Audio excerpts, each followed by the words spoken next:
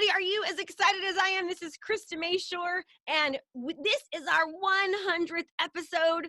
We are so excited that Jim Flanagan, he's with Coldwell Banker Flanagan Realty. He's the broker owner. He actually is the winner of the 100th episode podcast where he gets to interview me. So if you are ready to be fired up and learn, like, I don't even know what questions he's going to ask me. It's like, he hasn't even told me. So you're going to get to find out anything and everything, and we're ready to rock. Hi, Jim Flanagan. Well, congratulations, Jim, for winning the 100th episode podcast interview. Thank you so much for doing this. I'm so honored, and I'm just want to let you know how much I appreciate it. Well, thank you, Krista, and believe me, the honor is all mine. So I'm really looking forward to this. So tell our listeners, do I know what you're going to ask me? Not at all. Not at all. So I have no clue. We haven't practiced. I don't know. I mean, he could be asking me any kind of weird questions here. I don't know. No dress rehearsal. This is 100% instantaneous. Okay, so we're just gonna go for it. So I am ready. Fire them at me. Okay. So question number one. We just spoke briefly before you hit record about your history of sales.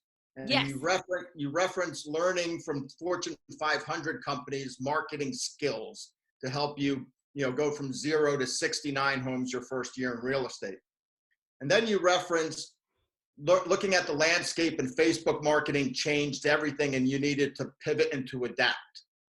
So where did you learn how to pivot and adapt to learn Facebook marketing skills and what you've coined as engagement marketing? Man, you've read my book. I'm so proud of you. Okay, you're like coming prepared to this. Okay, so first of all, when I first started in the industry, it was 2001, right? And so it wasn't as much innovative strategies back then as it was me just trying to be different. So I guess you can call them innovative back then, right? But I wasn't doing things like, video marketing or social media marketing or digital marketing. It was none of that. It was just taking what everybody else was doing at that time and trying to do it better and really stand out. For example, when everybody else was doing, flyers that were black and white, or if they were even doing flyers at all, I was doing 4-page color brochures. I was taking like CDs and putting the CDs with like 50 pictures of them on the signs. And I was doing things like running ads on TV for my listing. So I was trying to do what other people wouldn't so that I would stand out back then. And that truly was what I will give most of the credit for me selling 69, doing 69 transactions that first year. And a lot of those were buyers, to be quite frank. So when I work with buyers, I would make sure that, I'd show up in the car and I'd have their kids, goodie bags with me, and I'd have their favorite drinks, and just really, really make them feel special, and then had an amazing, relationship with them, just give them the best service that I could, just like most agents I'm sure that are listening to this do. So that was then. Then what happened was the market crashed. And when the market crashed, I was fortunate enough to be working with short sales and foreclosures. So my best year at that time, I did 169 transactions during that time frame. But what happened was the market changed. So the market got better, which was amazing for my community. It was amazing for our country, right? But what happened was I went from selling 169 homes-ish, 150, down to only 12 in a year. And I called I remember losing a listing appointment, and I called and I said, well, why didn't you choose me? And Jim, what she said was, well, you are known as the foreclosure and short sale queen. We heard that from the last agent. And I was like, oh my gosh, I am. I'm known as the short sale and foreclosure queen. So then what I did was I started researching how McDonald's and Nike and Whole Foods and how these companies market to their community. And I realized they use what they call content marketing, and I call it engagement marketing, which is basically serving and not selling. It's giving as much information and advice and content. It's helping people become better in their circumstance, and then throwing in some real estate, if that makes sense. So it's about really becoming what I call the community market leader, getting as many eyes on me as possible, because I'm an expert in what I do, but if people don't know that I'm an expert, right, it doesn't make a difference. So when people see you as the authority figure, then they also realize that you're an expert and they want to work with you. And that's what the Fortune 500 companies do. They give information, they give advice. It's kind of like, let me give you an example. There's one company, I think it's called Moxie, I might be wrong, but they get rid of bed bugs. Okay. So what they do is but that's not right. Not Moxie. So, but it was a company, like a hotel type of a company. So one of the things that they did was talk about how to find bed bugs when you're going to, a hotel. So they're not really marketing their hotel. They're just giving service and adding value, but then at the same time, they're actually marketing their hotel. Does that make sense, Jim? I'm following. Yes. Yeah. Yep. To answer that, so I'm probably not all the way done, but so it's utilizing that type of strategy. Now, here's what most people do is they will get the idea that they want to become a community market leader. They want to start running videos. They want to start, standing out, and they will start creating video content, but they make a few mistakes. Number one is they don't do it consistently. Number two is they don't see the return right away, so they stop doing it. And number three is they're just doing like everyone else. They're just posting on their business page or on their Facebook page, but they're not actually creating ads with that video content. They're not actually targeting people. They're not retargeting people. They're not creating lookalike audiences. When you utilize social media correctly, okay, then you're able to reach, 30,000, 50,000, 150,000 people. And I'm not exaggerating when I say that. You're able to generate anywhere from 300 to 600 hours of watch time for every single video that you create locally. Okay. And when that happens, people start to see any type of agent or lender, or quite frankly, any professional as the professional in that space, because they're being seen, they're being known, and they're being heard. You cannot be known if you're not seen and if you're not heard. So the strategy works so well for any agent, brand new agent, anybody in any type of business it works for. And you asked another question. You said, Krista, how did you learn how to do this? Well, I hired coaches and experts. I've spent hundreds of thousands of dollars, that is not an exaggeration at all, on learning digital marketing strategies and learning these techniques. And then we also run around anywhere from $60,000 to $120,000 on marketing ads ourselves. So we really have mastered how to do it correctly. Okay. So to follow up on that question, then for agents who are your primary follower, I take it, right? Agents are your biggest audience? Yep, they are, for now. What advice or suggestion would you have for somebody who doesn't have your budget or your ad spend, to learn these practices? Because I'm familiar with them. I know how to use Ads Manager and the difference between boosting a post and then running an ad and retargeting and all this.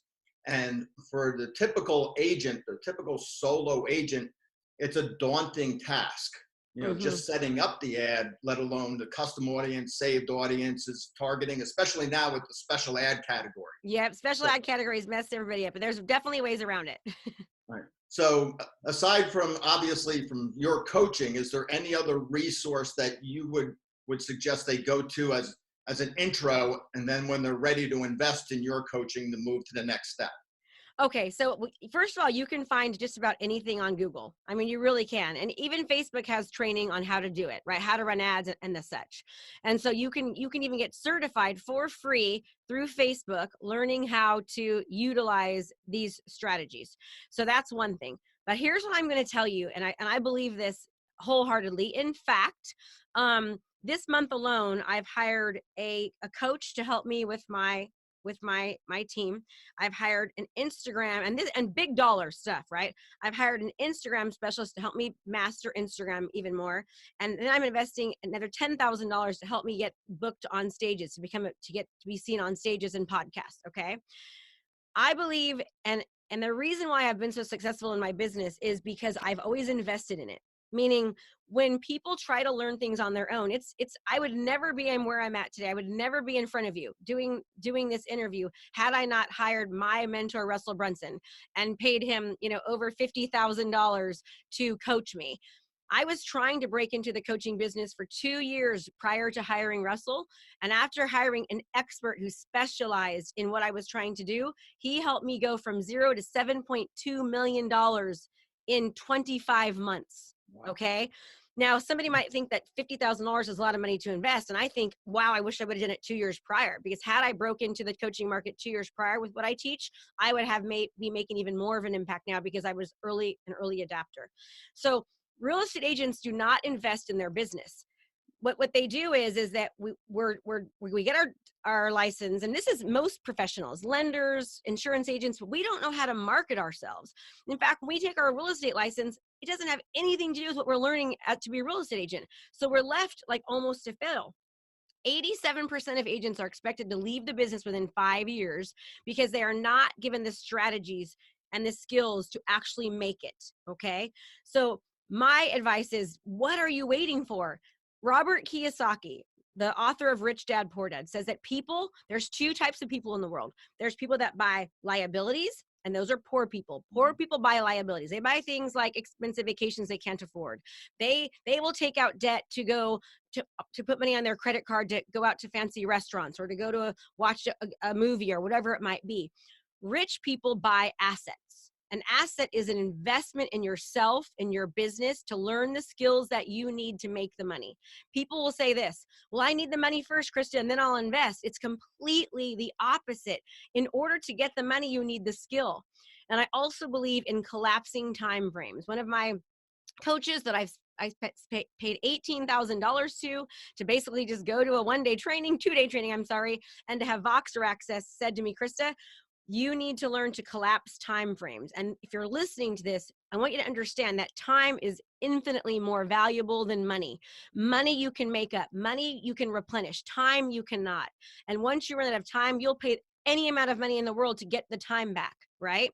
So if you can learn the skills from somebody that is doing it, that has not only is not just telling you to do it, but it's actually been in your shoes, has invested, has made the mistakes, knows what's working, knows what's not, has been proven to help people of all sorts of ages, sizes, markets, locations, 60x their business, 30x their business, 10x their business. Agents that have been in the industry for 20 years that are saying things like, I have never learned any of this. I feel like I'm starting from scratch. What are you waiting for?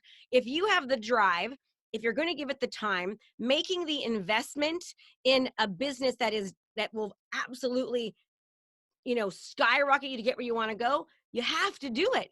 Why is it that we will spend, $180,000 getting a degree from Harvard, but real estate agents don't think that they need to invest in their own business to learn how to truly show up as that authority figure, to be top of mind awareness, to learn these strategies so they don't have to do things like open houses and cold calling and door knocking.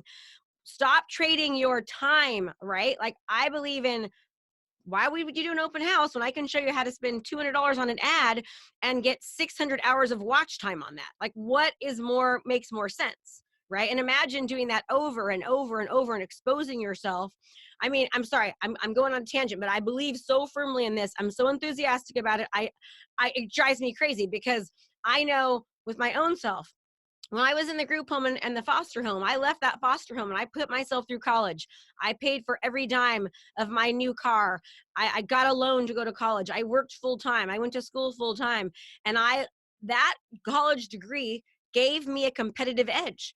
I had to invest in myself so that I could spend money now and was willing to do things that most people weren't, so that later on I didn't have to do what everyone else has to do. So that I'm going to skip over a couple of questions to get to one that kind of piggybacks on this. And you mentioned the 87% failure rate. Mm-hmm. So in our market area, 88% of the agents sell less than 4 homes a year. Yep. And we've always heard of the 80-20 rule.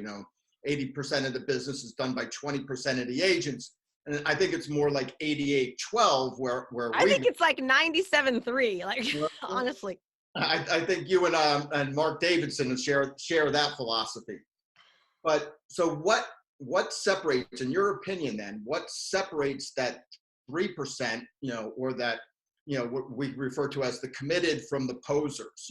I know you're big on mindset, but is there something else? Is there one particular trait, personality trait, skill that separates? Why is there such a huge disparity?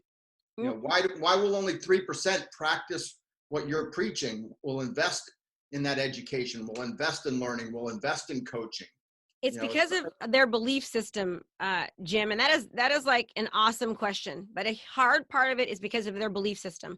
And many people need to reprogram their brain so that they can believe. Even in my program, some people will be in it for a year and after 6 months, something will finally click, right? Something will finally click and they'll start implementing, and then they see their business just go crazy. And they're like, why didn't I start this sooner? They mentally were not ready. So we do a ton of mindset training because I can give you the blueprint, but if your mind is not right, it doesn't make a difference. But also people that are successful, they are not a victim of their excuses. You're either going to achieve or you're going to make an excuse. And I don't care if you're sick, if you have an ailment, if you know, your circumstances growing up, your marriage, everyone has an excuse as to why they can't do something. But I will tell you that the top producing agent in your area that's crushing you has the exact same excuses that you do. They have the exact same problems that you do. They just choose to go about them differently. So quit being a victim of your excuses. You cannot continue to do what you've always done and expect a different result. You just can't. I mean, it's impossible. And people are like, well, I can't afford to do this. And also, have you ever heard of the study Change or Die? Yes. Okay, so you know what the study, most people probably don't. There's a study that was done called Change or Die. And this study took two groups of people that were going to die if they did not change their lifestyle. They said, Jim, if you don't stop drinking what you're drinking or eating what you're eating, you are going to die. You're going to have a heart attack. You're going to die. You're no longer going to be here. Okay. In this one group of people, after a year, 90% of them that were told they were going to die if they did not change their lifestyle preferred to go back to their lifestyle and would rather die than change. Okay. 90% could not make the change. Then there was another group of people, and they actually they were told the same thing. You're going to die as well if you don't change your lifestyle. They were put in a group where they had accountability, they had coaching, and they had support. After 1 year, 80% of those people changed their lifestyle. They made the change. They were able to live, okay? Which means that you are 7 times more likely to be able to change what you're doing if you have support, coaching, and accountability. Now, let me just say this, Jim. If people are willing to die and not change their lifestyle, imagine if it's just your business, right? Like learning a new business, learning a new skill, changing the way you're doing things. If they're willing to die and not change, imagine how hard it is for us just to change our business. You need accountability, you need support, and you need to be around people that are doing the same thing that you are doing for a couple of reasons. One, because you have the accountability and the support, but also because you have the belief system because you see other people doing it. It's just like the 4-minute mile, right? The 4-minute mile says for hundreds of years, nobody could win the 4-minute mile. And then all of a sudden somebody wins the 4-minute mile. And I don't remember the stats, maybe you'll know, but within like a year, how many people? After Roger Bannister did it, I think about 16 other people did it. Well, within a year, it was like 37. So somebody do the stats and tell me what it's either, I think it was within a year, 37 people were able to break the 4-minute mile because Roger Bannister did, but for hundreds of years, nobody could. So once you start seeing, hey, this person can do this, I've got to quit being a victim of my own excuses. Like if they do it, I can do it. Then you start to believe, right? And what we're finding even in our own program, we've only been in business since, for 2 years and 3 months is how long we've been in business. And we are seeing so much more success now than we did originally because there's so many more people succeeding, right? They're seeing more people succeed. And we've also made mistakes that we're editing, and the program just keeps getting better and better and better. But it's the 4-minute mile, right? So for those reasons, I do believe that top producing agents surround themselves with like-minded people. They're willing to invest in themselves. They get up and they just do it. They are not a victim of their excuses. Right. You can either have results or excuses. You can't have both, right? Yes. All right. So you just mentioned that you've been running this coaching business for 2 years now. Yes. So as you grew your solo business, when did you make that pivot or that change or decision to scale into a team and then a brokerage and then pivot again into a coaching business and a brokerage? Okay, that's a good question. So, God, how many years has it been? Probably like 6 or 7 years ago. I don't know the exact numbers. I wanted to become a broker because I always was known as Homes by Krista anyways. So I decided to quit giving up so much commission to a broker and become my own broker. So I ventured off, which was an amazing decision that I made. And then about 2.5 years ago, I was to the point where, first of all, I used to be a teacher. I have a master's degree in curriculum and instruction. I love teaching. I love inspiring people. Like I was put on this earth to inspire people and motivate people. I'm somebody who loves money, but even more than money, I love people and I love seeing people's getting results. Like it just fills me up. Right. And so I decided that I'd already kind of mastered real estate. I've sold a lot of houses. I was doing things way differently than anybody else. And I wanted to start helping other people get the kind of results that I was. And if you do a lot of reading about philanthropy and life, you live your best life when you're able to help others. When you are able to give back and help others, do better in their life and help them succeed more, that's when you really truly have a fulfilled life. And I believe in that, and I know that to be true. So I made the decision to go into coaching. Well, for the first 2 years, I failed miserably. I hired the wrong coaches. I was trying to do too many things at once, and I was like, I just couldn't do two things, and do them well. So I remember one day calling my brother and saying, I need you to come over tomorrow. And I called Kathy, another person, and I said, I need you to come over tomorrow. I need you to teach you guys how to be me, so that I can focus on coaching. And so I did that. I went full force into coaching them for about 6 months on how to be me. I hired my coach, Russell Brunson, and I wrote a book and started creating funnels, and then focused 95% of my attention on to coaching, and then let my team become Krista. So now I'm just the face of Homes by Krista, and they basically teach the fact that you're not hiring Krista, you're hiring Krista's process, because I teach a process and a system. And so they basically sold that idea, and for a while it was difficult. I mean, my business went down. Definitely my real estate business went down because my team did not have that belief system on their own, right? They thought, no, Krista, they want you. And I kept saying, no, they do not want me. They want my system. They want our process. They want our marketing, right? You guys are amazing agents. You have experience. You're certified negotiation experts. Like, you can do this. So once they finally believed it and they saw that it worked, then our numbers went back up. Because last year we only did 78 homes, which for me is like a horrible year. But considering I only spent 5% of my time, I guess it's pretty darn good if you think of it like that. But just this past month, now that my team is like, they're finally getting their belief system back, they're actually doing what I teach, because I realized that my own team was not doing what I teach because we had some turnaround. And so we weren't doing things the way I teach. And I realized it about 90 days ago. And so now our business is back up. I think we've got like 17 listings we're taking over the past 30 days, and we're crushing it again. So it just goes to show you how quickly things can stop when you don't do it, and how quickly they can increase when you do. Got it. So you basically hired and trained somebody to replace you so you can move on to another business. Absolutely. And have that business basically run itself. Absolutely. So I still am on the face of the business. I still do all the videos, run all the ads, but I don't show up to a listing presentation. I have a listing presentation video that I send that we require people to listen to before I'll even show up. That video is basically based to show how you want to hire my company instead of the traditional agent. And I show them the reasons why. We show them stats.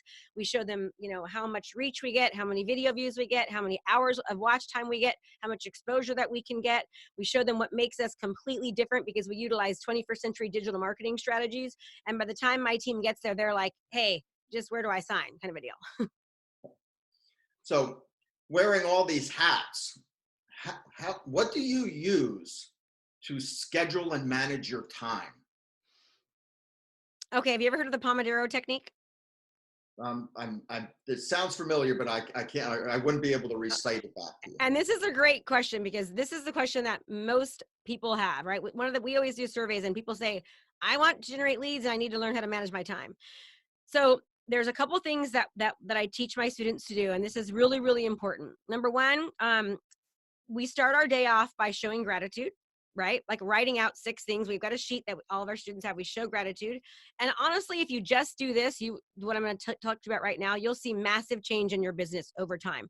And again, this is a very simple strategy, but it's not easy because people do not want to do it, right? They don't want to change what they're doing. They don't want to interrupt their habits and their patterns.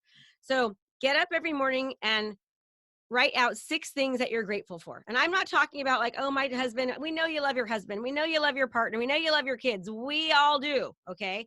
It's basically really looking for things like, for example, I'm grateful that you're on my podcast today. Like, I'm grateful that you actually took your time, Jim, to interview me, and you're busy and you're going to be on my gratitude list tonight as like a win. Okay.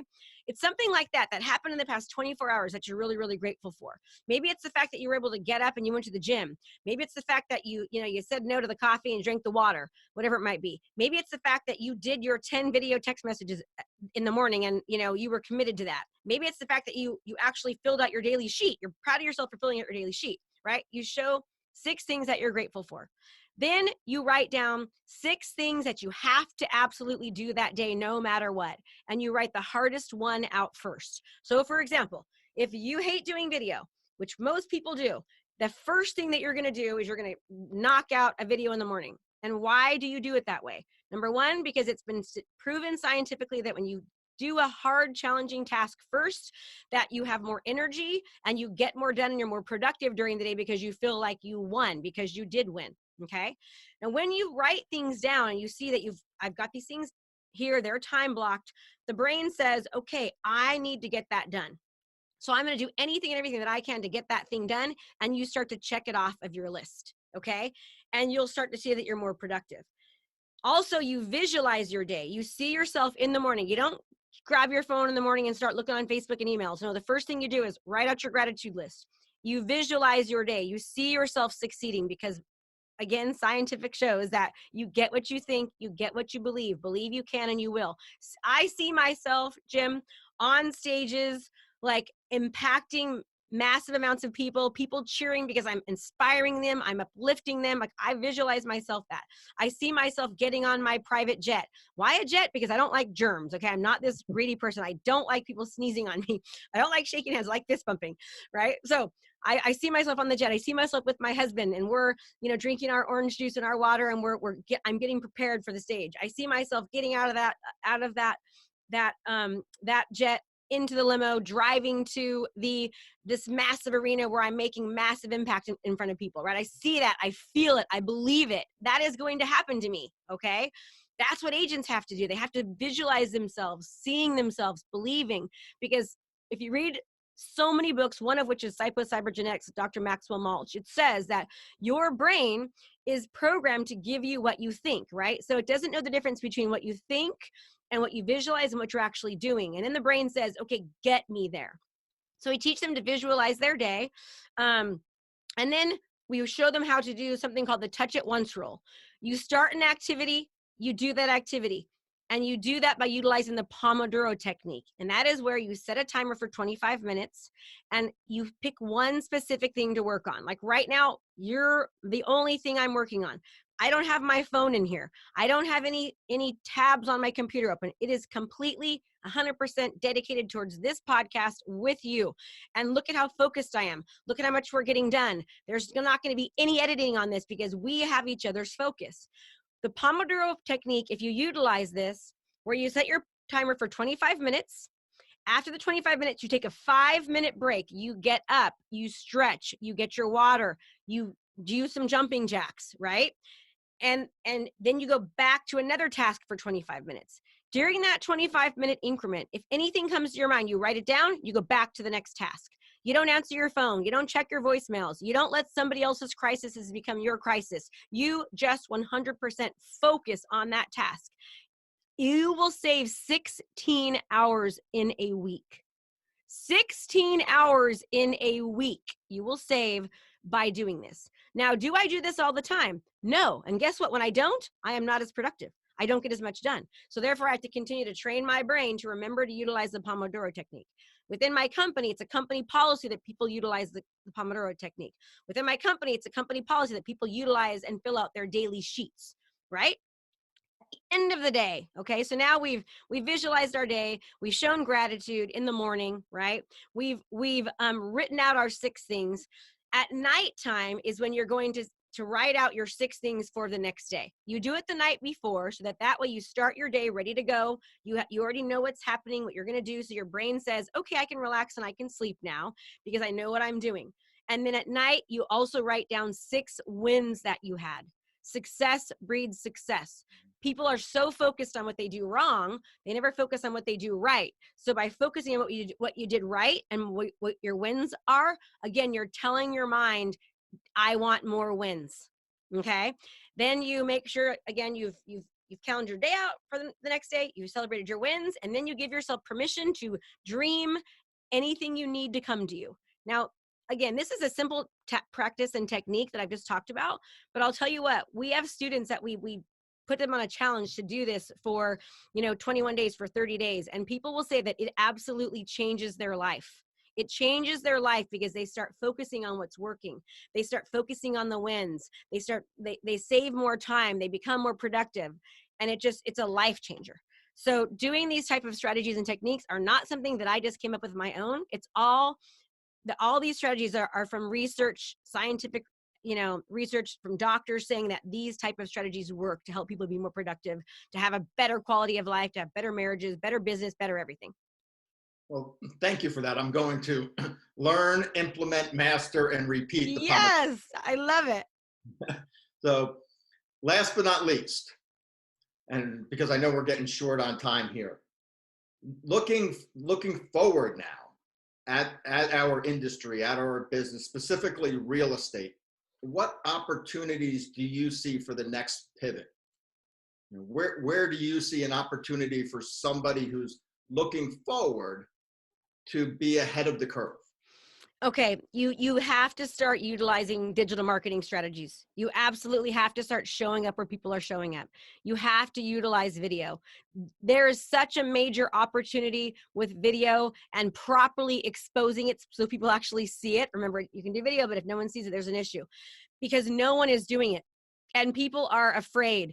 And here's the deal. No one likes the way they look on video. No one likes the way they sound. I mean, I have had a hair complex forever, but guess what? That is how I look. That is how I sound. I don't like my scraggly voice, but you know what? That's my voice. So you have to learn to get over yourself and think about how you can make an impact on people. How can you serve people?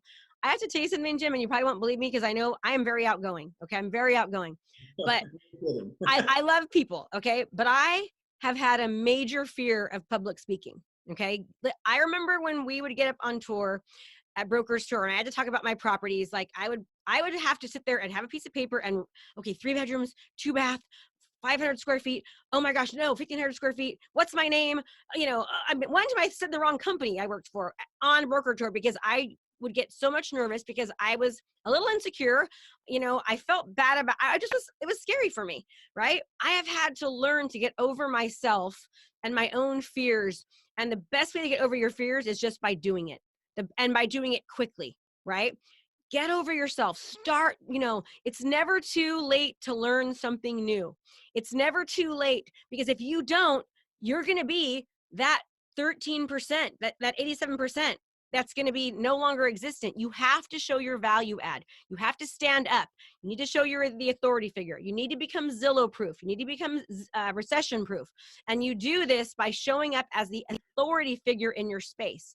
The only way you can show up as the authority figure is by proving your value add and showing that you do things differently than other people. That's the only way to do it. And how do you do that? The best way, you do it by utilizing video. Why is video so important? People get to know you. They get to like you. They get to trust you. It breaks down barriers. You start to making a connection, right? The parasocial relationship. What that means, a parasocial relationship, there is a study that shows that when we were young and we used to watch TV, right? People see people on the other side of the TV. Your brain starts to be programmed, mentally programmed, that the person on the other side of that TV or that podcast is an authority figure. And people start to develop a one-sided relationship with them. They feel like they know them. They feel like they trust them, and they become the authority. That is what video does. Now, if you properly distribute it, so people are seeing hundreds of hours, thousands, hundreds of thousands of views, they're constantly seeing you on a local level, you all of a sudden start to just like massively dominate. If you can do this, you will stay in business. You will not survive. You will thrive. I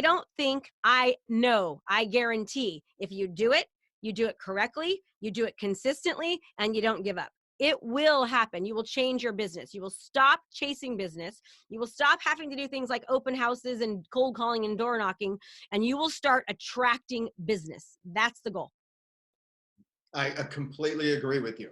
I'm sure you've heard of John Cheplack, right? Yes. Uh-huh. I was just listening to his podcast earlier in the week, and he said, the price we have to pay is our ego and our pride, right? To get beyond that fear of video. The price we have to pay is to get past our ego and our pride and just do it and do it and to have a value add, right? To Absolutely. give without expectation of return. Don't sell, right? Provide value. Serve. Yeah. And look for somebody who could benefit, maybe somebody who's doing worse than you are, and just focus on helping them, because you get so much more out of helping somebody up than you do out of, asking for help in return, The best way to get out of having a bad mood is to go help somebody, right? Like one of the things that we're actually adding to our checklist is to pay it forward, like to do one pay it forward a day, right? Meaning you do something kind for someone without them even knowing it. Just go help somebody. Go volunteer. Go read to an elderly person in a convalescent hospital. Go pay for somebody's coffee. Go give somebody your time or attention. Absolutely cannot do not disagree at all. 100% agree. I love that. Good. Well, I think that's about all my questions, Krista. I really appreciate your time, and congratulations on your 100th episode. Thank you. Thank you for being on there. Let me ask you a question, Jim. So Sure. You have gone through my 3 clients in 30-day challenge with people. I have not. You haven't. If you remember correctly, I wanted to. Selfishly, I did. But I thought it would be more beneficial for my team to go through it. So how have they liked it? And so far they love it. I think we have 6, 7, 8 team members. I'm not even sure of the number that are participating. They're overwhelmed. They admire your energy and your hustle.